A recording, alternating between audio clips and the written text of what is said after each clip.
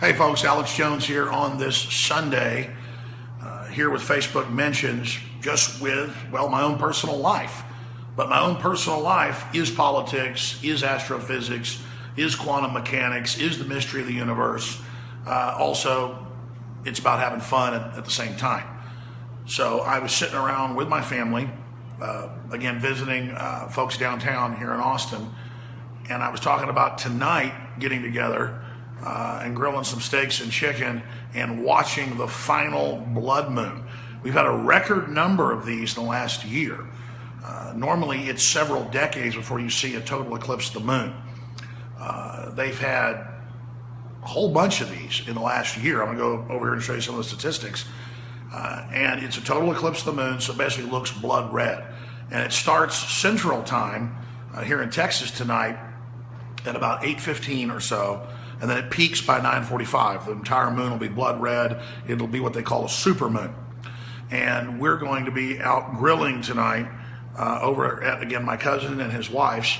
And we will do some live Facebook mentions this evening, and maybe even put the camera up to the binoculars or a telescope and try to get a shot of the blood moon. Of course, you can also just walk outside and see it for yourself. In the UK, it starts at about midnight and peaks by 2 in the morning or so. And so it depends on what part of the world you're in. But Texas and Central Texas and most of the US can see the entire thing. So we're going to be in downtown Austin tonight, basically right there on the riverfront, where we'll have a great view of it as it traverses the sky.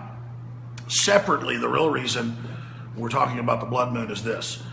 For years, we've heard about the Shemitah and Jewish mysticism and the Old Testament and the Talmud, and that when you have this many blood moons, it means the end of a cycle and a lot of really bad things are going to happen. I'm not poo-pooing people that believe in all that. I personally don't put a lot of stock in things that are quasi-scientific. But it's true that if you look at astrology and things like that, the different cultures have different versions of the Chinese, the Jews, the Babylonians, the Egyptians, the Romans, the Greeks, the Druids, the Aztecs. I mean, everybody was into it. It was the beginning of science and people trying to figure things out, and the beginning of mathematics to understand why the planets came around, what was going on, what the seasons were. You know, the Greeks thought that a big Titan was eating the moon whenever there was an eclipse and then spitting it back out, and witch doctors would sit there and tell people that it was the end of the world, and they could predict when it was coming, and other folks weren't keeping mathematical records of it, so they thought the shaman were basically gods or spoke for the gods because they understood basic mathematics. And that's the beginning of the priest class we have that controls the world today, that uses hidden knowledge to control the population. What people thought was magic 500 years ago is reality today. So the future is here.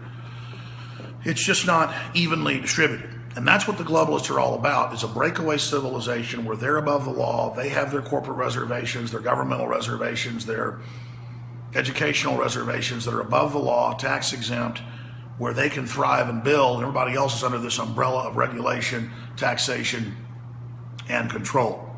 A great example of that is people like the FTC coming out and announcing, hey, we just have control over the internet, we control free speech, we control what you can do on the web, we just say so. It's just a massive power grab. Somebody like Aaron Swartz speaks out against it, so they come and they kill him. They hang him and say he committed suicide. This is the priest class trying to keep people basically in the dark. But they're not telling us, that a giant goblin creature has eaten the moon, so you better do what the high priest and the king say, or the Titan won't vomit it back out. They're not doing stuff like that today. They're saying, pay for global carbon taxes, pay carbon indulgences to the Vatican, like they had during the Dark Ages for other indulgences to get your family out of hell or out of purgatory, or the earth's going to die. While they ignore all the real environmental crises, genetic engineering, pharmacological crops, chimeras, toxic waste dumping, nanotech, bizarre geoengineering, leaking nuclear reactors everywhere. None of that matters now. It's just all carbon dioxide, tax it, control it, because that's the way for the global government to put a tax on life in the carbon cycle: oxygen, carbon dioxide, of course, water and sunlight. Everybody knows water, sunlight, and oxygen are good, so they use ignorance about carbon dioxide like it's monoxide. It's not. And people say, ban it, restrict it. That's the toxic waste that's put out.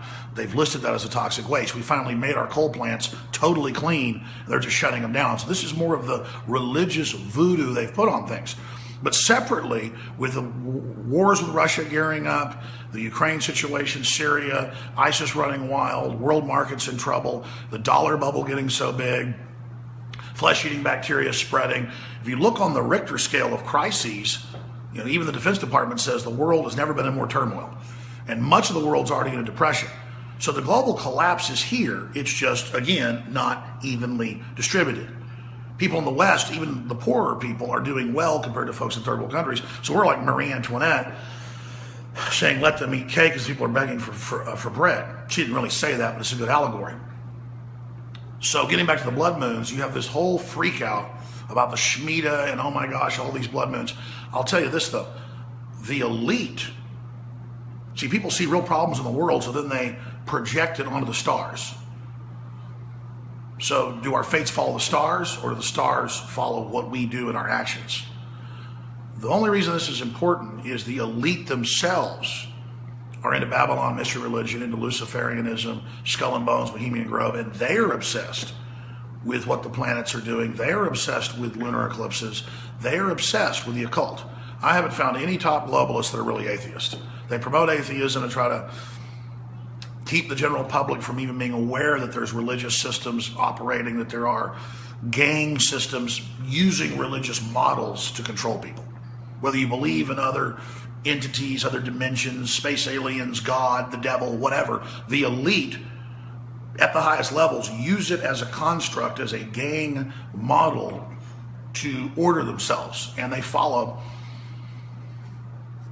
a mixture of Druidic, Babylonian, Egyptian, Jewish mysticism, Keys of Solomon system. And they have power over the world because they have the hidden knowledge. The occult means hidden, and we don't.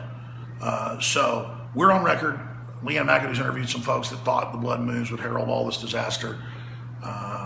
We've simply covered the phenomenon. I have never said that I believe this was going to be the end of the world or some big giant cataclysm. I've said separately where the world's going, and most historians say this as well, is leading us into things like we saw before World War I and World War II. The world is aligning for major conflict. Things are unraveling and degenerating, but it's not because of the moon being blocked by the earth. That's what it comes down to. Now, certainly, are there more crimes during a full moon? Does it affect people's endocrine levels? Absolutely. It has an incredible pull on us. It has a big effect. Do wolves go out and hunt more when the full moon's out? Yeah, because they can see better. So it does affect us. There are things going on we don't understand dimensionally, how the planets tie together. A lot of that's been proven in quantum mechanics. I forget the top physicist, you can look it up, but back in the 20s, predicted that if we ever sent a probe, I remember seeing this on PBS when I was a kid, when Voyager actually went over, this was before Voyager, before satellites, they just said if we could ever get a look at the poles of Saturn, the scientists believe, this astrophysicist / quantum mechanics individual, this teleprompter free, so I'm just going off memory, that if a probe could ever fly over or we could ever see the poles, that there would be a dimensional fingerprint that would cause a hexagon on the southern and northern poles, and that it would be ice, and then it was a gas giant. And sure enough, as it was in the 80s, that Voyager flew over and there was the hexagon.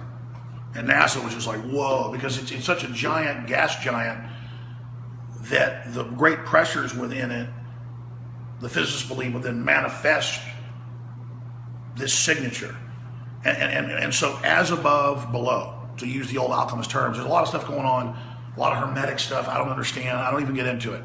I mean, people won't admit FEMA camps are real when they're on record as the Emergency Centers Establishment Act and Civilian Inmate Labor Camp Program and the resettlement program of the Army.mil. Let me just type that in. You'll be at the Army website. Admitting civil unrest, plans to round everybody up. I mean, I'm not saying it's coming. They're just gearing up for it. So I just can't get into other things that I don't know if they're real or not. I'm just saying the elite believe in it. And just like we said 4 months ago, hey, Jade Helm is about conditioning you for martial law.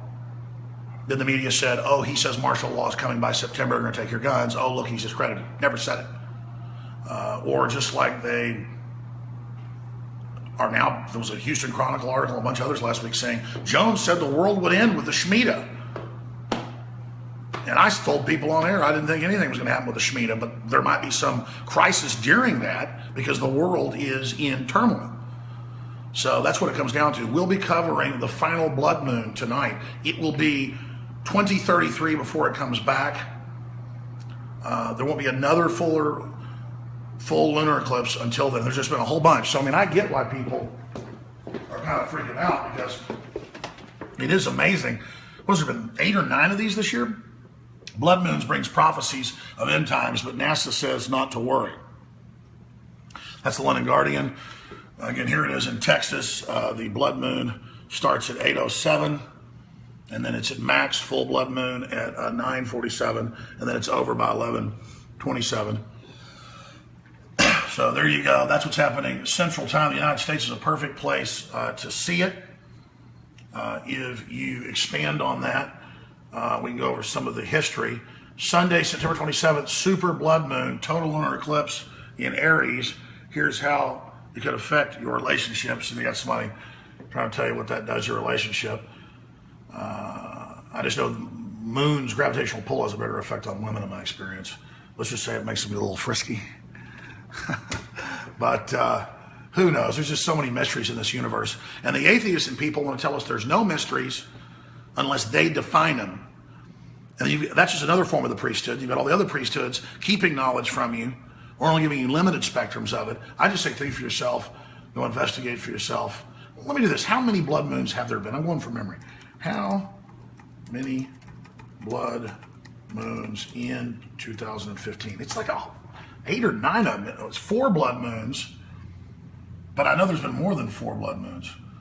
So I'm confused. I mean, I know there's been like a whole bunch of them.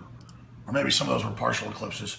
All I know is it is a record number of things that have happened. All right, that's it. I'm done babbling about this. I'll be on the radio today. Do you want to take some questions or not? I got to go get ready for the show, Buckley. I got 4 to 6 p.m. today, syndicated radio show, Infowars.com/show to find affiliates, podcast, video link, audio links. It's all there, Infowars.com/show. Infowars is under mainstream media demonization attack.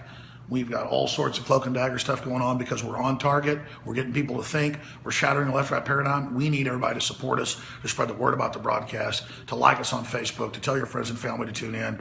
And sure, Buckley, I'll take a few questions. But then we'll be back on and off tonight here on Facebook Mentions during the blood moon, just out having a good time, enjoying time with the family and eating some evil red meat. What are some of the questions, Buckley? Okay, somebody's saying that they've all fallen on the major Jewish holidays, and people are also still asking about CERN. So, well, I mean, why do you think the Jewish holidays are then? And Annie Gaton, my level, says 5 blood moons and a solar eclipse on the spring equinox. So I guess she looked that up for you. Thank you. Yes.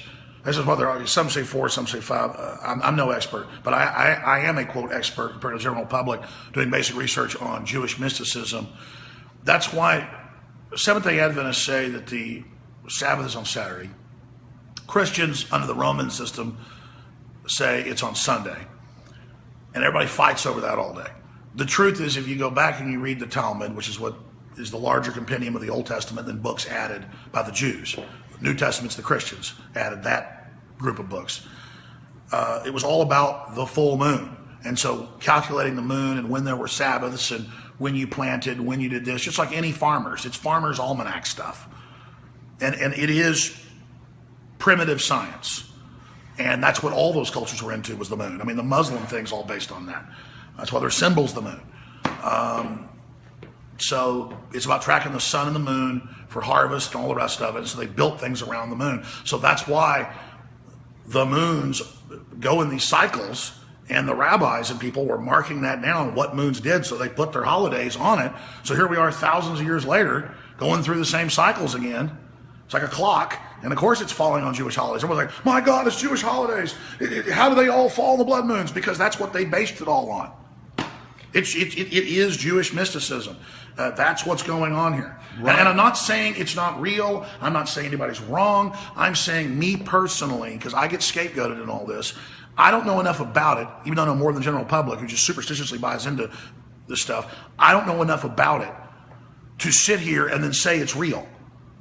Okay, that's all I'm saying. All I know is they've used the moon and the high priest in every culture, from the Aztecs to the Jews, with the general public not marking stuff down. And then the guy says, next month the moon will be torn from the sky by the great eagle or by the great goblin, whatever the culture said, and you've got to bring me offerings and your maidens and build a temple to Kroblob or to Crom or whoever. I'm being sarcastic, or to Baal or to Moloch, or the gods will not bring the moon back. I mean, this is what the elite have done forever, telling folks it's the end of the world, it's the end of the world, give us power, give us power. That's what all of this global warming stuff's about. So Kevin McGowan asks, what happens in Bohemian Grove tonight with the blood moon? I don't know. I've only stuck into Bohemian Grove for about 5 hours in 2000. I was questioned by the Secret Service repeatedly. There's footage of it all. It's in Dark Secrets inside Bohemian Grove. And the second film I made, Order of Death, Trio Network and Channel 4 in England have made documentaries about it. History Channel made a documentary about it I'm in. Brad Metzler's Bohemian Grove. There's about 7 or 8 other documentaries. I forget the names of it, but made about it. They're all pretty much online on YouTube. Dan Bowles says Crom laughs at your 4 wins. That's right. I love that. I stabbed him with my spear. I'm sorry. Thulsadum and his mountain of power. The insolence, the arrogance. I salute you.